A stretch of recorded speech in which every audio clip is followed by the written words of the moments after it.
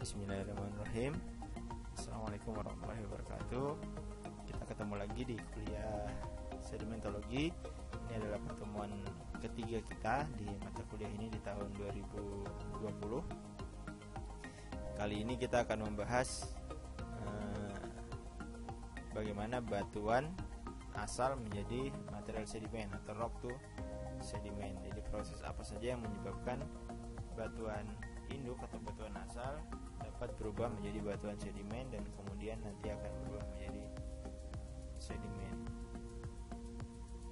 Jadi secara sederhana kita akan membahas siklus batuan sedimen. Ini adalah cara slide yang memberikan kutipan yang cukup bagus. Jadi seluruh massa yang ada di permukaan bumi yang sifatnya berurutan, dia adalah satu ukuran bagi denudasi yang telah terjadi sebelumnya. Jadi pelapukan yang telah terjadi sebelumnya, mereka adalah akibat dari pelapukan yang sudah terjadi. Jadi seberapa tebal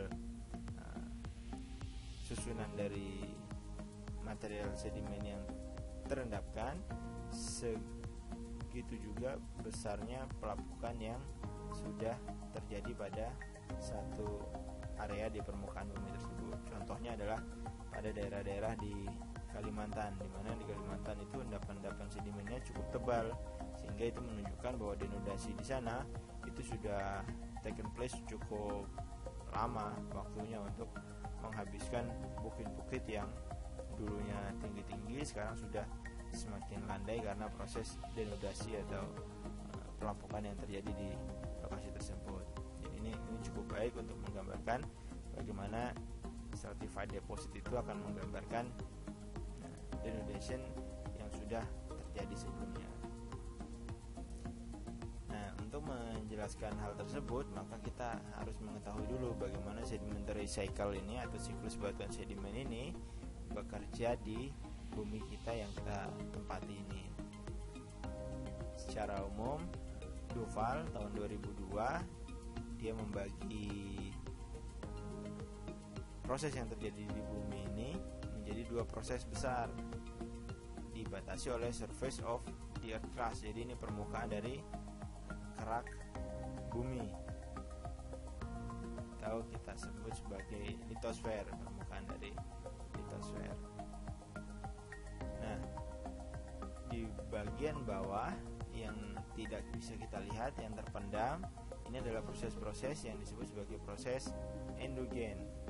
Kemudian di bagian atas ini disebut sebagai proses-proses eksogen.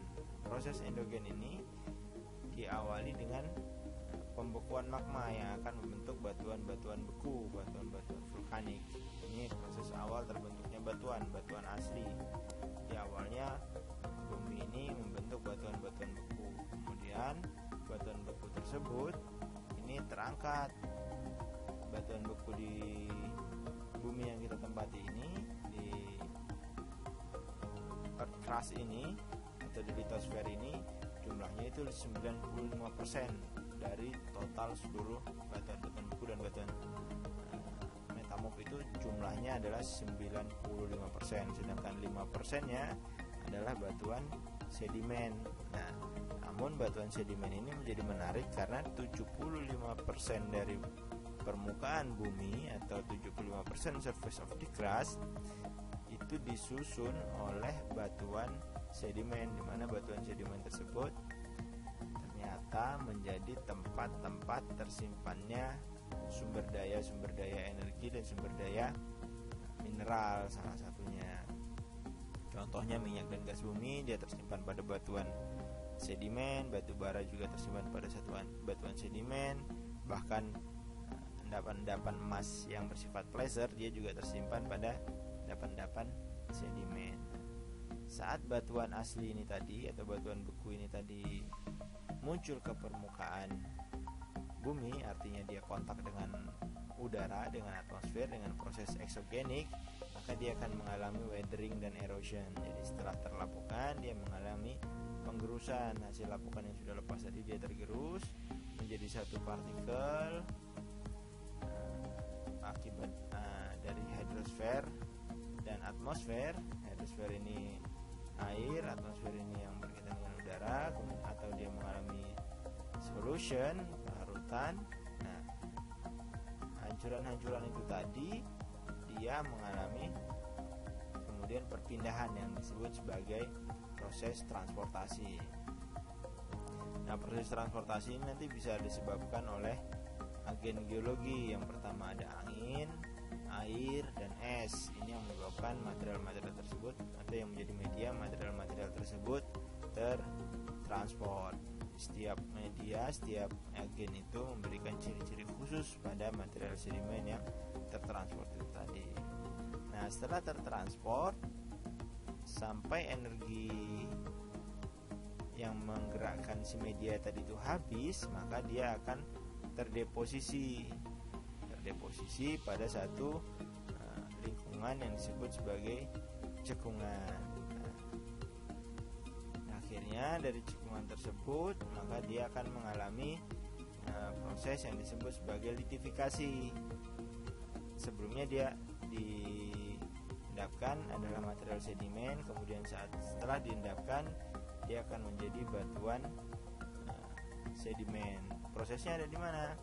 Proses perubahan dari sedimen menjadi batuan sedimen itu berada di bawah permukaan bumi karena adanya burial ini tadi, proses pemendaman ini tadi. Jadi sedimen ini adalah kumpulan material sedimen yang telah mengalami erosi, transportasi, kemudian deposisi pada satu cekungan menjadi endapan sedimen.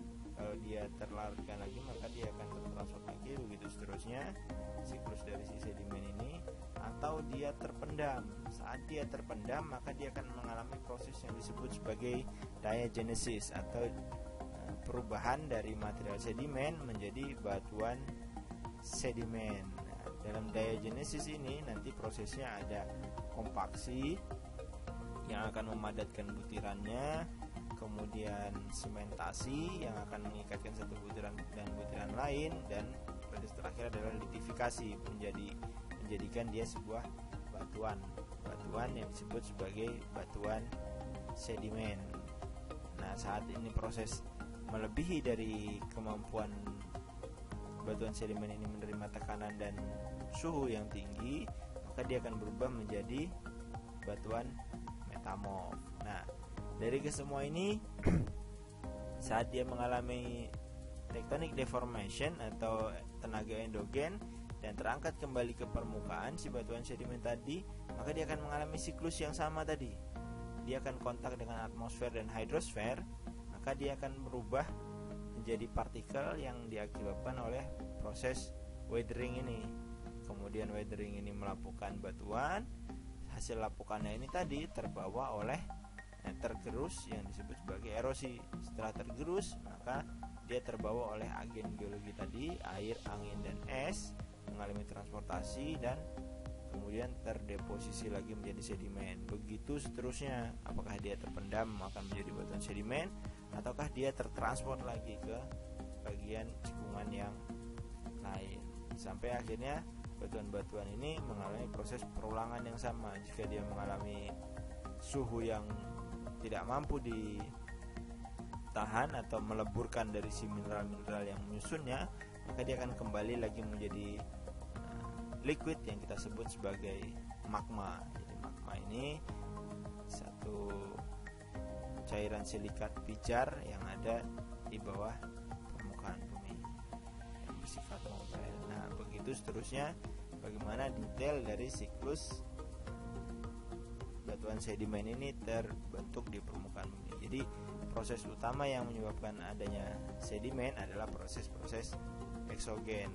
Nah, yang menjadikan dia diagenesis, yang menjadikan dia batuan sedimen adalah proses diagenesisnya. Jadi sebelumnya dia nggak langsung jadi batuan sedimen seperti halnya magma membeku menjadi batuan beku, tapi dia masih mengalami proses pemendaman lagi, harus terkubur, tertindih, tertekan sehingga menjadikan dia solid dan kuat dalam bentuk batuan sedimen. Begitu juga kalian, kalau di pressure terus, pilihannya antara kalian menjadi kompak, menjadi kuat, atau kalian akan melebur menjadi magma meleleh.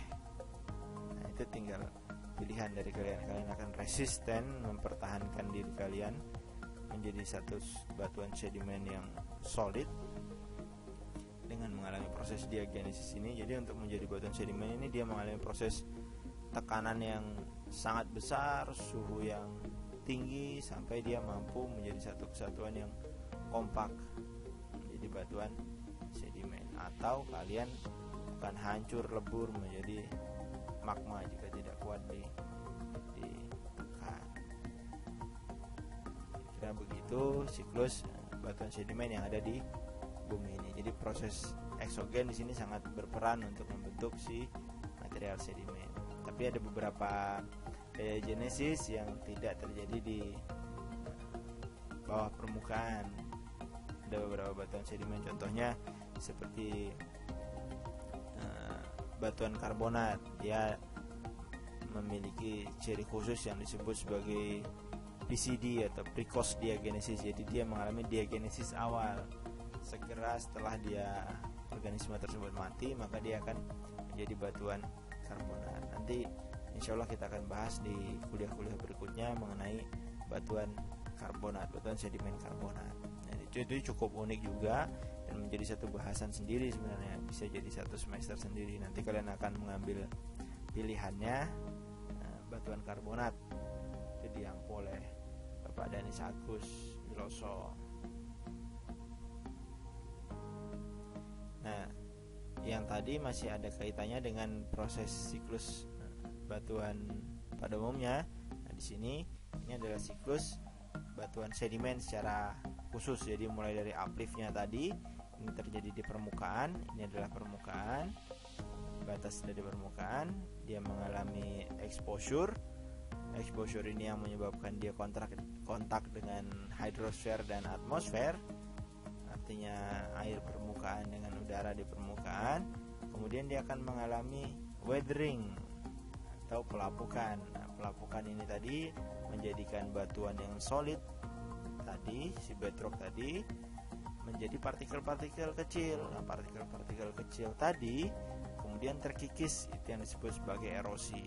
Nah, hasil kikisan ini tadi terbawalah oleh agen geologi angin, air, dan es tadi menuju ke satu tempat cekung yang paling rendah pada satu lingkungan.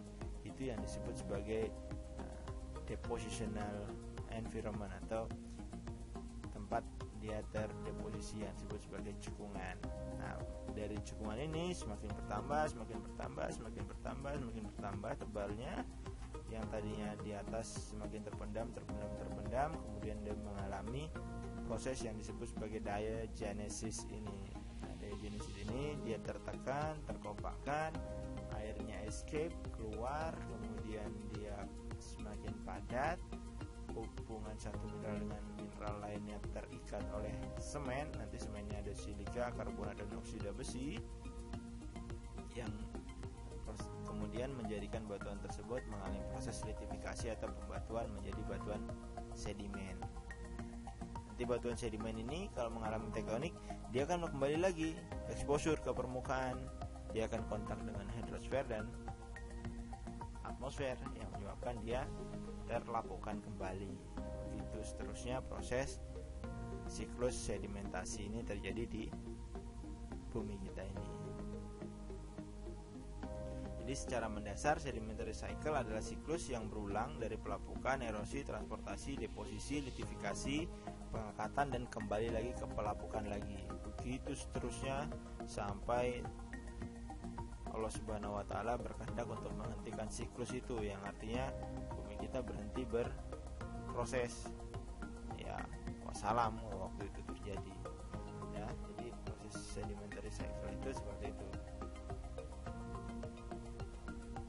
Apakah akan habis batu di permukaan bumi? Tidak, karena siklus yang ada di bumi adalah siklus tertutup. Jadi batunya tidak bertambah, tidak berkurang. Jadi ada yang terlapukan, ada juga yang lahir yang baru batuannya. Lahirnya di mana? Di pemekaran lantai samudra, di gunung-gunung berapi yang meletus, di pemekaran benua itu adalah munculnya batuan-batuan sedimen yang batuan-batuan beku yang baru, yang saat dia muncul nanti dia akan mengalami proses eksogen yang menyebabkan dia lapuk, tererosi, tertransportasi, dan berubah nantinya akan menjadi batuan sedimen lagi. Begitu seterusnya siklus itu. Sebenarnya seperti air juga, itu suatu semakin lama bukan akan semakin habis, jumlahnya akan tetap, tapi kualitasnya yang akan berkurang. Namun batuan tidak demikian.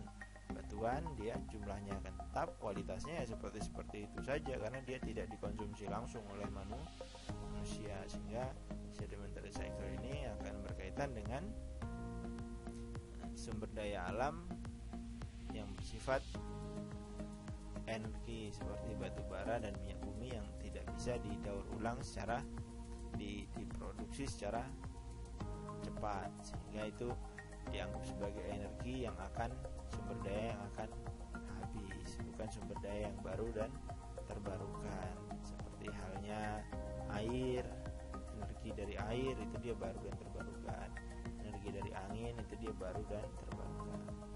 Oke, kita kembali lagi ke sedimentary cycle. Jadi ini adalah sebuah siklus yang berulang, yang didominasi oleh proses-proses eksogen berupa pelapukan, erosi, transportasi, deposisi, kemudian proses endogen ya, dia mengalami diagenesis, litifikasi, dan kemudian mengalami aktivitas tektonik lagi, yaitu pengangkatan yang menyebabkan dia kembali tererosi dan tertransport lagi, begitu seterusnya. Nah, sekarang kita kupas satu-satu. Pelapukan, erosi, transportasi, dan deposisi. Apa itu pelapukan? Pelapukan itu adalah proses yang terjadi di permukaan atau proses eksogenik. Jadi proses eksogenik ini adalah proses degradasi. Jadi degradasi itu mengurangi ketinggian permukaan bumi. Ini ada pelapukan, erosi, transportasi, dan deposisi. Jadi deposisi ini bukan degradasi sebenarnya, dia sudah masuk ke agradasi. Nah, pelapukan sendiri adalah proses berubahnya batuan menjadi butiran-butiran yang lebih kecil sebagai akibat batuan berhubungan dengan atmosfer dan hidrosfer tadi. Jadi dia akan berubah dari satu bentuk yang solid, pecah awalnya tidak langsung kecil-kecil, awalnya besar dulu, kemudian semakin kecil akibat proses yang terjadi terus-menerus pada batuan asalnya tersebut, sehingga dia menjadi satu partikel kecil yang nantinya akan tererosi. Nah, ini adalah contoh pelapukan yang masih terjadi secara in situ, dia masih belum berpindah, ini masih belum mengalami erosi. Jadi urutan tanah hasil lapukan itu seperti ini yang utuh. Jadi mulai dari horizon yang kaya akan humus, ini adalah horizon A. Kemudian horizon B ini sudah tidak ada organik matternya, tidak ada material organiknya, namun butirannya masih sangat halus seperti horizon A2 dan A1. Nah, kemudian di horizon C ini adalah unstructured sand atau unstructured rock, jadi batuan yang sudah pecah-pecah. Dia ukurannya masih ada yang besar-besar, ada juga yang halus. Kemudian semakin di bawah ukurannya akan semakin besar dan ukuran yang halus semakin sedikit karena dia belum banyak mengalami proses perubahan menjadi partikel yang lebih kecil. Dan sampai yang paling bawah kita dapatkan fresh source rocknya, jadi batuan yang masih utuh, yang masih aslinya, yang belum mengalami proses weathering karena adanya air bawah permukaan. Nah, di sini meskipun dia belum muncul ke atas, di bagian di atas dari si fresh source rock ini disebut sebagai proses eksogen. Dia berubah seperti ini akibat kontak dengan hidrosfer atau air yang ada di permukaan. Air bawah tanah ini termasuk ke dalam air yang menyebabkan proses eksogen tersebut terjadi, yaitu pelapukan. Nah, nantinya material-material ini yang halus ini tadi, yang sudah pecah-pecah ini tadi, inilah yang akan terkikis oleh agen geologi tadi yang disebut sebagai erosi dan terbawa menuju ke satu lingkungan pengendapan yang disebut sebagai transportasi prosesnya.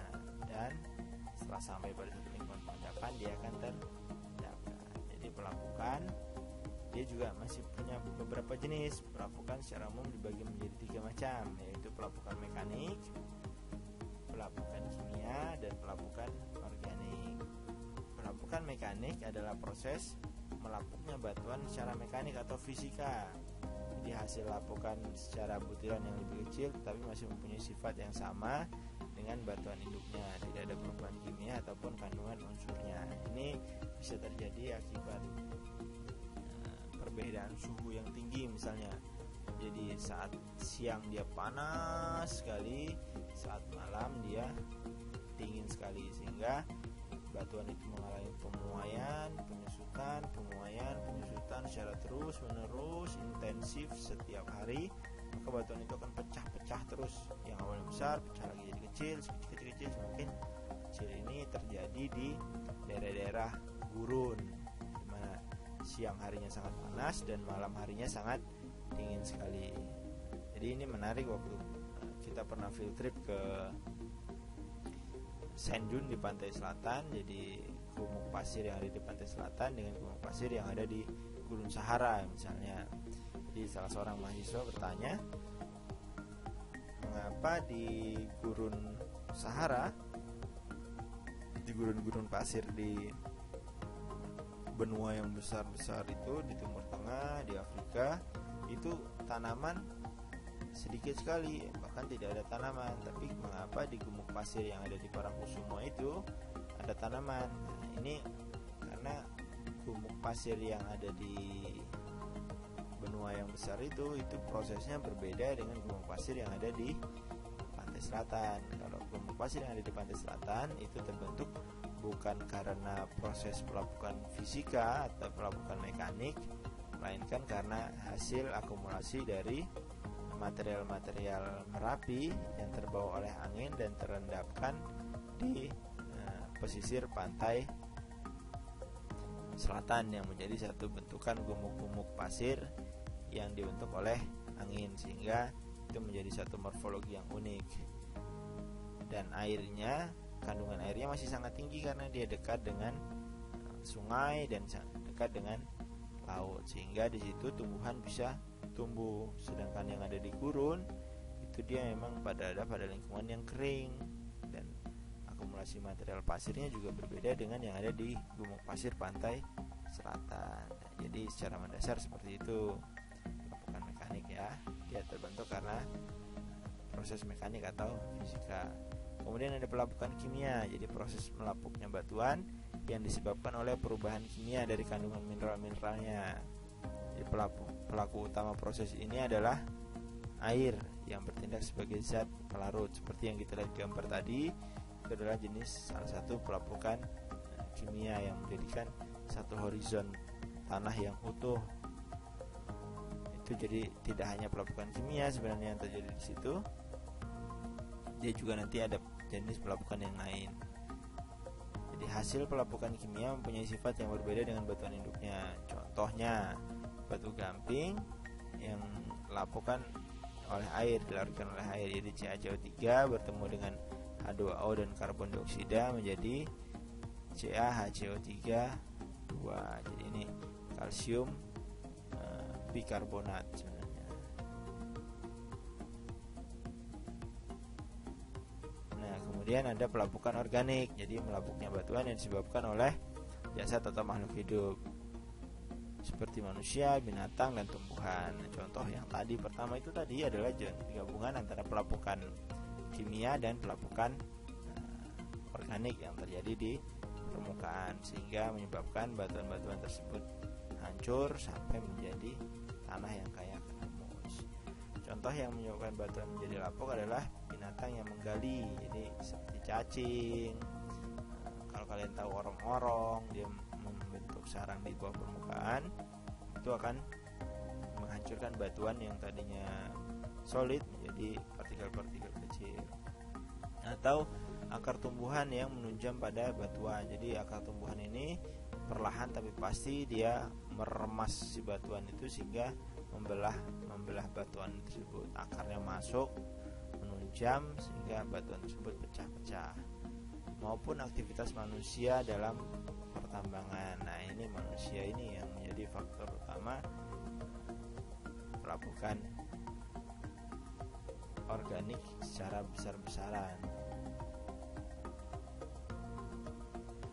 Kemudian setelah melapuk, proses selanjutnya adalah erosi. Jadi proses erosi adalah proses pindahnya material dari satu tempat ke tempat lain oleh sarana pengangkut atau media transportasi, yang kemudian selanjutnya diendapkan pada cekungan pengendapan sebagai material sedimen.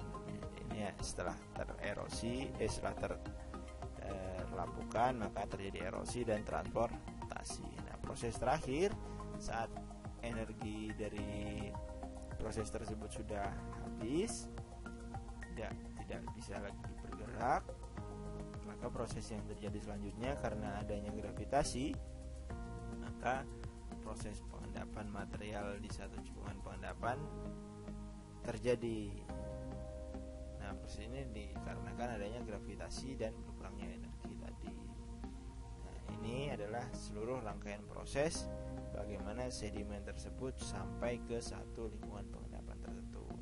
Jadi ini adalah bagian akhir dari perjalanan dia sebelum dia terpendam, mengalami burial tadi, kemudian mengalami satu proses yang disebut sebagai diagenesis atau berubahnya material sedimen menjadi batuan sedimen, mulai dari kompaksi, sementasi sampai litifikasi. Itu yang terjadi di proses di bawah permukaan atau disebut sebagai proses endogen. Kira-kira itu kuliah kita pada pertemuan ketiga ini. Nanti jika ada pertanyaan silahkan sampaikan di waktu diskusi melalui forum diskusi yang sudah kita sepakati. Ini adalah literatur-literatur yang bisa kalian baca, kalian acul dalam mengikuti kuliah sedimentologi pada semester ini. Cukup sekian materi hari ini. Terima kasih. Assalamualaikum warahmatullahi wabarakatuh.